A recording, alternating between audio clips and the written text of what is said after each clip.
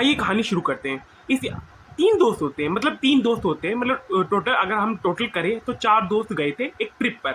और इनके साथ एक ऐसा इंसिडेंट होता है जो इनको जिंदगी भर याद रहता है कि अगली बार ये पूरी अपनी जिंदगी में भी गलती से भी ये गलती नहीं करते। एक अनजान आदमी की सलाह मान ली जो इन इंट्रोड्रेस जो जो इंट्रोडक्शन करवाता था। मैं आपको इस कहानी के कैरेक्टर से प्रद्युमन, जो कि एक खुद ब्लॉगिंग करते हैं वडोदरा गुजरात से, और इनके बाकी के जो तीन दोस्त हैं वडोदरा के में इनके साथ रहते हैं। ये स्कूल टाइम के फ्रेंड्स और बहुत टाइम से ये लोग एक ट्रिप प्लान कर रहे थे। इनके बाकी दोस्तों में था राजू, चंदू और इनका चौथा दोस्त था अमरीश। इन चारों के अंदर अमरीश सबसे ज्यादा समझदार था। समझदार होने के साथ साथ एक रैकी हेलिंग प्रैक्टिशनर था। अब रैकी हेलिंग क्या है? जापान साइड में अगर हम जाएं तो जापान साइड में जहां पर इंसान अपनी एनर्जी के थ्रू, अपनी एनर्जी के चैनलाइज करके सामने वाले को हील कर सकता है। इस प्रकार की प्रक्रिया को इसको रैकिंग कहते हैं। और जो ये ऐसे लोग होते हैं कई बार मीडियम की तरह भी बिहेव कर सकते हैं, जो सुपर नेचुरल एंड जो एंटिटीज से कनेक्ट कर सकते हैं या इनको सेंस कर सकते हैं। जो अमरीश के पास ये छोटी मोटी पावर्स थी जिनकी वो प्रैक्टिस कर रहा था। यह जो घटना है इन लोगों के साथ हुई थी जून 2023 में, जब ये लोग घूमने का प्लान बनाते हैं। और ऐसे ही एक दिन वे बैठे होते, इन्होंने प्लानिंग की और इन्होंने डिसाइड करा कि यार हम लोग ना जयपुर और इसके आसपास का एरिया घूमने चलते हैं। करीबन 7 दिन का ट्रिप इन लोगों ने प्लान किया था। सैटरडे की नाइट को ये लोग वडोदरा से निकलकर ट्रेन में बैठकर और लेट नाइट ये लोग पहुंचे जयपुर। होटल वगैरह सब इनके पहले से ही बुक थे। तो जाकर उन्होंने होटल के अंदर रेस्ट किया। रेस्ट करके आराम से उठे और दिन में, और उसके बाद इन्होंने ऐसी आपस में जैसे छोटी मोटी बात नहीं होती, छोटी मोटी बात की और फिर उन्हें सोचा बोले कहाँ घूमने जाया जाए। इसके बाद इन्होंने एक एक करके अपने डे प्लान का करना शुरू करा कि हम अपने दिनचर्या में क्या क्या जाएंगे, कहाँ जाएंगे। कि पहले सिटी और चार दीवारी वाला एरिया घूमेंगे, जैसे जंतर मंतर हो गया, हवा महल हो गया, बड़ी चौपड़, छोटी चौपड़ वगैरह, वहाँ के जो मॉन्यूमेंट्स वगैरह नहीं होते दिल्ली वगैरह के, उनके हो गए। डे टू डे पर इन्होंने डिसाइड किया कि यह लोग जितने भी यहाँ पर जो महल है, फेमस जो भी किसी प्रकार की जगह है, वहां पर जाकर ये उनको एक्सप्लोर करेंगे। और तो इन्होंने कवर किया नाहरगढ़ जयगढ़ फोर्ट, उसके बाद आमेर फोर्ट, उसके बाद ये लोग पहुंचे जलमल और इसी तरह के आमर साइड और का उन्होंने पूरा एरिया कवर किया। डे थ्रू इनका जो प्लान था वो काफी अच्छा चल रहा था। फेमस जो मंदिर है, जो वहाँ के जो मेन भूमिकाएं हैं, जैसे हनुमान जी के अलावा खोले के हनुमान जी का एक मंदिर था, वो बहुत ही फेमस है। गोविंद देव जी का मंदिर है, वहां पे भी घूम के आए। 3 दोस्त के अंदर कवर कर लिया। तो ओवरऑल जो इनका टोटल जो 4 दिन हो गए थे इनको घूमते घामते, और ये काफी इनकी अच्छी ट्रिप अच्छी जा रही थी। तो ये चारों दोस्त होटल से बाहर निकलते हैं और पास में जो थोड़ी सी जो चाय की टपरी नहीं होती, वह चाय की टपरी पे जाकर अपना गपशप करते, चाय वाय पी के एंजॉय कर रहे होते हैं। और गुजरात के लोग जनरली आप जानते हैं बाहर जाकर भी आराम से गुजराती में ही बात करते हैं। तो उनके पास में कोई इंसान बैठा हुआ था, वो समझ गया कि लोग बाहर से आए हुए हैं। तो वो जो अनजान शख्स होता है, वो इनके पास चलकर आया और इनसे पूछता है, अरे जी भैया कहाँ से आए हो? है एक बार तो उसको देखकर ये शक हो गया कि जान ना पहचान, तू मेरा मेहमान, हम कहीं से भी आए, तुझे तेरे क्या मतलब? वडोदरा गुजरात से आए, उन्होंने जवाब दिया। अभी 2-3 दिन और रुकेंगे। तो फिर वो पूछा, अच्छा भाई तो घूम लिया जयपुर बढ़िया से, कहाँ घूम लिए हो? तो उन्होंने बताया कि हम तो सारी चीजें कवर कर चुके हैं और अब हमारा जो अभी 3 दिन का ट्रिप है, तो देखते देखते कहाँ घूमना है। तो बोलता है, अच्छा तो आप वहां जाकर आ गए क्या? तो वो बोलते हम कहाँ जाकर आए? तो वो बोलता है मेहंदीपुर बालाजी। तो बोलते हैं ये क्या है? तो बोलता है आपको मेहंदीपुर बालाजी के बारे में कुछ भी नहीं पता क्या? अरे भाई साहब, आप राजस्थान घूमने आए हैं और जयपुर आए हैं और मेहंदीपुर बालाजी घूमे बिना चले जाओगे, फिर तो आपने कुछ घूमा ही नहीं। उसने बोला अरे भैया साहब, राजस्थान की वो जगह ऐसी है, यहाँ किसी को तो दूसरी जगह नहीं है। आपको घूमना जरूर चाहिए, एक बार तो उसको देखना जरूर चाहिए, आपको वहाँ की फीलिंग लेनी चाहिए। आपको वहाँ पे जो दृश्य आपको देखने को मिलेंगे वो और कहीं नहीं मिलेंगे। आपको जरूर से जरूर एक्सप्लोर करना चाहिए। उसकी जो इंटरेस्टिंग बातें जो वो बंदा कह रहा था, और इन सब के अंदर एक उत्सुकता जागृत हो गई कि हम भी वहां पे घूम के आए। इनको पता चला मेहंदीपुर बालाजी के बारे में, तो इन्होंने प्लान किया यार चलते हैं मेहंदीपुर बालाजी घूम कर आते हैं। वैसे भी अब आए हैं तो घूम कर चले ही जाएंगे। मेहंदीपुर बालाजी के बारे में तो इन्होंने बहुत प्लान किया, यार चलते हैं मेहंदीपुर बालाजी घूम कर आते हैं। वैसे भी आज का दिन अपना फ्री है। इन्होंने टैक्सी की और यह लोग निकल गए मेहंदीपुर बालाजी के लिए। जब ये लोग मंदिर पहुंचे तो मंदिर का माहौल देखकर ये लोग चौंक गए, क्योंकि वहां पर जो दृश्य इनको दिख रहे थे उससे उनको इनके अंदर तक रूह कांप गई कि जितने भी लोग यहाँ पर हैं, हर किसी को कुछ ना कुछ प्रॉब्लम है, कोई ना कोई समस्या, कोई ना कोई काला जादू की समस्या।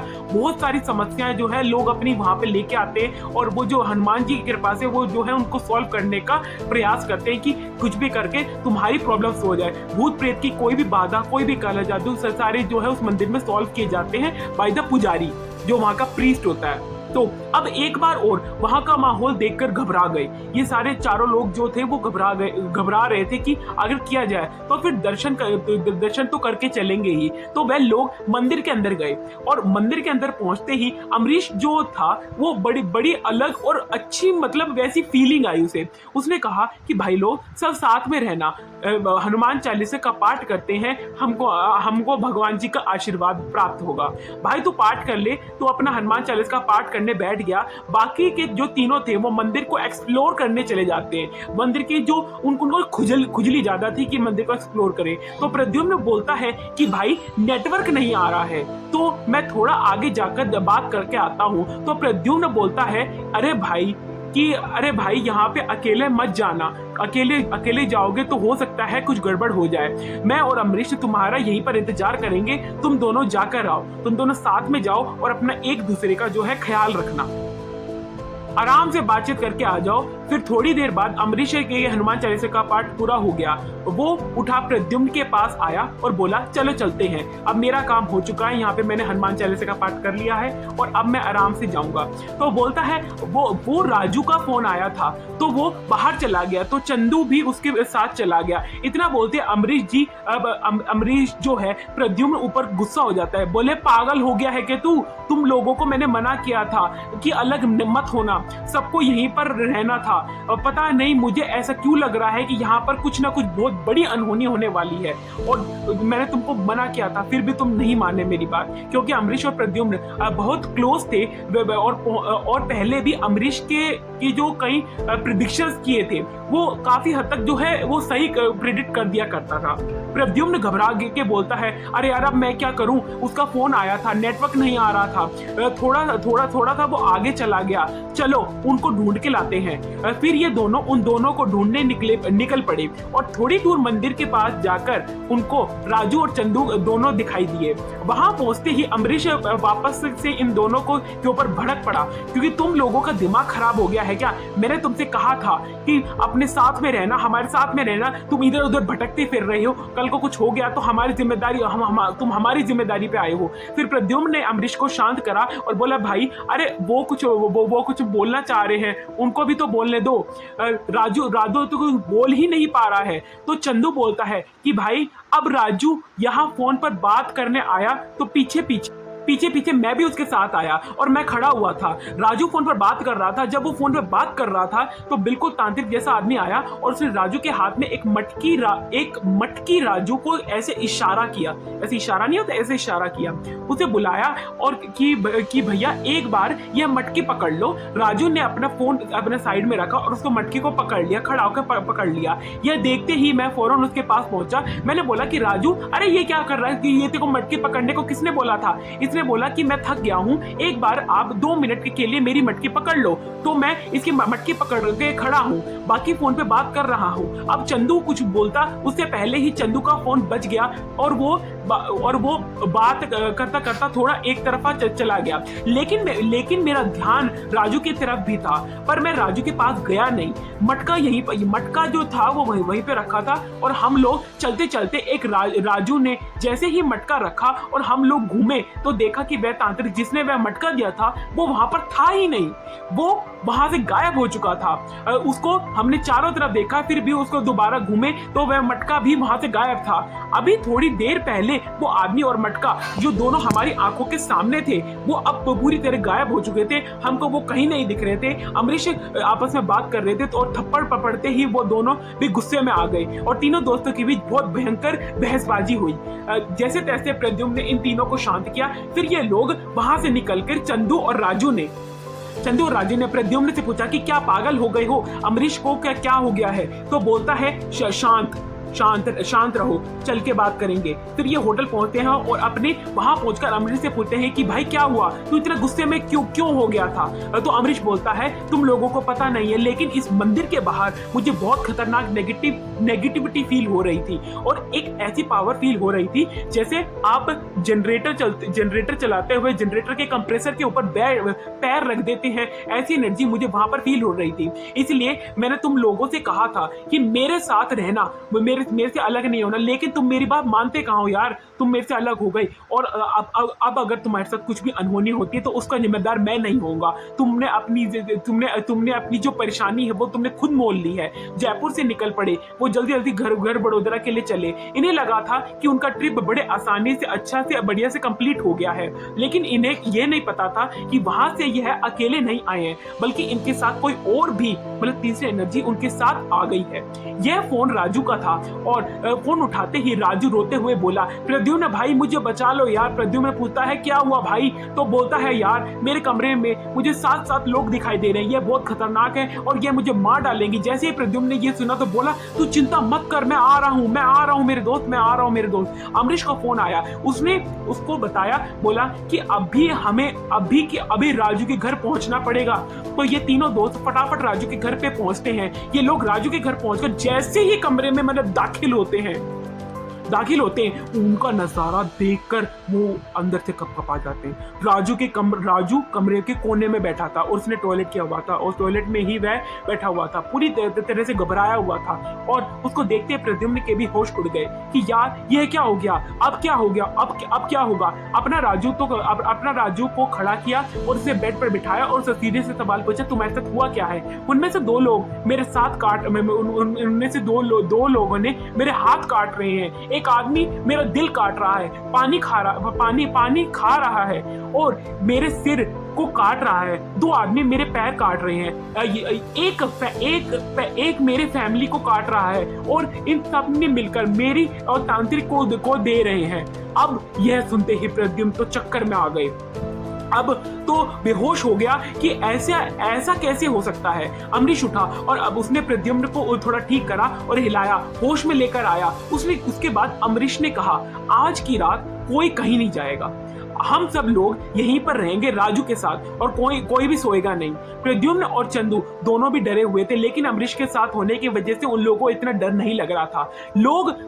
ये लोग पूरी रात राजू के कमरे में साथ रात रहे और तेरे घर के पास में मंदिर है ना? तो बोलता है हाँ भाई, तो एक काम करते हैं, हम राजू को वहीं पर लेके चलेंगे और उसका उतारा करना पड़ेगा।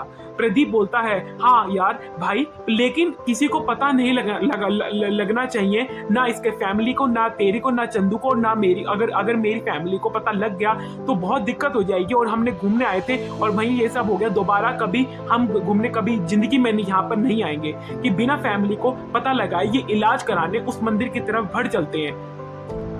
अमरीश की बात किए तो उन्होंने सब कुछ बताया। फिर उसके बाद में जो पंडित जी थे वहां पे उन्होंने एक हवन किया। हवन करने के बाद उन्होंने एक ताबीज दिया और कहा कि इसको पहन लो और इसे गले से बिल्कुल भी मत उतारना, इसमें मैंने अपनी सिद्धियों से मंत्र भरे हैं और अब तुम्हें कुछ भी दिखाई नहीं देगा। और यह लोग संतुष्ट हो गए कि चलो यार बढ़िया, हमारा प्रॉब्लम जो है सॉल्व हो चुका है, अब हम अपने घर जाएंगे आराम से सो के अपना जो नींद हमारी जो बिगड़ी है वो आराम से सुधार लेंगे कि ये लोग मुझे मार ही डाल, आज की रात तो ऐसा ही लग रहा था कि लोग मुझे मार ही डालेंगे। यह सुनते ही वापस से प्रद्युम्न का दिमाग खराब हो गया कि आज ही तो इलाज करवाया था और मतलब इलाज हुआ ही नहीं। उसके फटाफट से अमरीश और चंदू को फोन किया। ये लोग वापस से राजू के घर पहुंच गए और वहां जब ये पहुंचे तो इन्होंने देखा राजू बिल्कुल बेसुध अपने कमरे में पड़ा हुआ था। और अब इन्हें समझ में आ गया था कि इनके करने से कुछ भी नहीं होने वाला। पानी सर के ऊपर जा चुका है और अब इन्हें किसी तांत्रिक का सहारा लेना ही पड़ेगा। प्रद्युम्न दोनों के फैमिली वालों को अपने राजू के घर बुलाता, इकट्ठे होते हैं और उन्होंने फोन करके जल्द से जल्द बुलाते हैं। वो कहते हैं जल्द से जल्द आ जाओ क्योंकि यहाँ पे बहुत बड़ी प्रॉब्लम हो गई है, बहुत बड़ी समस्या हो गई है। हम मेहंदीपुर बालाजी गए थे, हम उसको सारी एक्सप्लेन करते हैं कि हम मेहंदीपुर बालाजी गए थे, वहां ऐसे तांत्रिक मिला था। तांत्रिक ने जो है मटका दिया था, इसने ये उठा के खड़ा था और उसको उठाने के कारण जो है इसके अंदर इसकी ऐसी हालत हो गई है, ये ना चलने का रहा ना गिरने का रहा। तुमने पहले ही हमने मना किया था अकेले घूमने जाने को। वो जो फैमिली वाले होते हैं उनको डांटने लगते। मैंने तुमको कितनी बार कहा था कि तुम मत जाना, फिर भी तुम गए। अब भुगतो तुम, अब हम आते हैं, तुम जरा सब्र रखो। तो के साथ ट्रिप करने का सपना सिर्फ सपना ही रहेगा। अब दोबारा कभी हमसे अब हम अकेले नहीं छोड़ेंगे। इधर राजू घर वाले बोलते हैं कि भाई साहब शांत हो जाइए, अभी हमको स्थितियों को सुधारना होगा। स्थिति बहुत बिगड़ चुकी है, हमें इसके लिए कुछ भी करना पड़ेगा, इसकी पहले जान बचानी पड़ेगी। हमारी परंपरा में एक बहुत सिद्ध महाराज हैं, उन महाराज को जल्द से जल्द कॉन्टैक्ट किया जाए ताकि ये जो परेशानी है ये जल्द से जल्द सॉल्व किए जाए और हमारे बच्चे यानी लड़के को हमारे जल्द से जल्द बचाया जाए। फिर उसके बाद में उनको फोन लगाया जाता है, उनको कांटेक्ट किया जाता है। महाराज जी इनके घर पर आते हैं। महाराज जी ने सब कुछ चेक किया और फिर उन्होंने कहा कि आपके बेटे के साथ कुछ चीज बहुत बड़ी ही हुई है। इसका पता करने के लिए हम एक हवन करना पड़ेगा और मैं आपको सामग्री लिख के देता हूँ। जल्द से जल्द हो सके ये सामग्री मेरे पास लेके आइए, मैं अपना हवन शुरू करूंगा। उसके बाद हवन स्टार्ट होने के बाद में 1 घंटा बाद में कुछ नहीं हुआ, लेकिन राजू आराम से बैठा हुआ था। 2 घंटे हुए, कुछ नहीं हुआ, लेकिन उसके बाद कुछ हुआ। एकदम से उस हवन कुंड की लपटें लंबी लंबी होने लगी। वो लोहे का हवन कुंड जो हम लोग यूज करा करते थे घरों के अंदर, बाहर से मतलब पोर्टेबल होता है, लेकिन एक तरह से उसको देखने में अब सब लोगों को डर लग रहा था और कोई भी विश्वास नहीं कर पा रहा था कि ऐसा कैसे हो सकता है। शायद आपको भी सुनकर यह हैरानी होगी और फिल्मी लगेगा और कि लेकिन इन लोगों की आंखों के सामने ये सब होता दिख रहा था। वो सब लोग इतने डर चुके थे कि उनकी जो टांगे हैं वो भी अब कांपनी शुरू हो चुकी थी और वो अब जो दृश्य देखने वाले थे उनसे तो इनकी और हालत पतली होने ही वाली थी। तो उन्होंने देखना शुरू करा। सब देखे छत की तरफ, सब छत की तरफ जा रहे थे और सब लोग भागकर छत पर गए। छत पर पहुंचे और छत पर पहुंचकर जो उन्होंने दृश्य देखा वो उनकी लाइफ का सबसे ज्यादा डरावना दृश्य था। राजू की माँ तो वहीं पर बेहोश हो गई क्योंकि उन्होंने अब सबने हवन कुंड में जो राजू था वो उसका जलता हुआ सिर दिखा, उसके दोनों कटे हुए हाथ दिखे। यह देखते ही महाराज जी बोलते हैं कि यह कोई छोटी मोटी शक्ति नहीं है, यह कोई बहुत बड़ी और पावरफुल एंटिटी है जिससे इनका पाला पड़ चुका है कि इसका इलाज यहाँ नहीं हो सकता। इसका अंत और इसका इलाज वही होगा जहां से इसकी शुरुआत हुई है। हम सबको इसे मेहंदीपुर बालाजी लेकर चलना होगा, वहीं पर इसका इलाज हो सकता है, यहाँ पर इसका इलाज संभव नहीं है। तो ये लोग लेकर फटाफट एक गाड़ी लेते हैं और गाड़ी लेकर उसको अंदर डालते हैं गाड़ी के अंदर और वो मेहंदीपुर बालाजी के अंदर निकल पड़ते हैं। लेकिन पंडित जी अब इसने पहले से ही जो पंच सिद्धि अखंड पंडित मंडली होती है उसको बुला लिया था और 5 सिद्धि साधु मंदिर के सबसे जो अंदर वाले हिस्से में थे, वो जहां पर आम लोगों को जाने की अनुमति नहीं थी, एक बंद कक्ष में जिसका नाम गर्भकुंड था, वहां पर इनको लेके गए और एक प्राचीन उतारा आत्मा पाताल तंत्र जो कहा जाता है, करीब 113 वर्ष से ये पुराना विख्यात तंत्र होता है और इसको जो है नेगेटिव एनर्जी को जो है हटाने के लिए, रिमूव करने के लिए इस्तेमाल किया जाता है। उनके मंत्र उच्चारण करते ही उसको रोक नहीं पाए। मंदिर के अंदर जो फर्श था उस पर 7 अग्निकुंड रखे गए थे। एक सप्तकोण यानी 7 कोने की दिशा में अरेंज था, मतलब अरेंजमेंट जैसे होता है ना नॉर्मल। साथ हर पंडित एक अलग मंत्र पढ़ रहा था।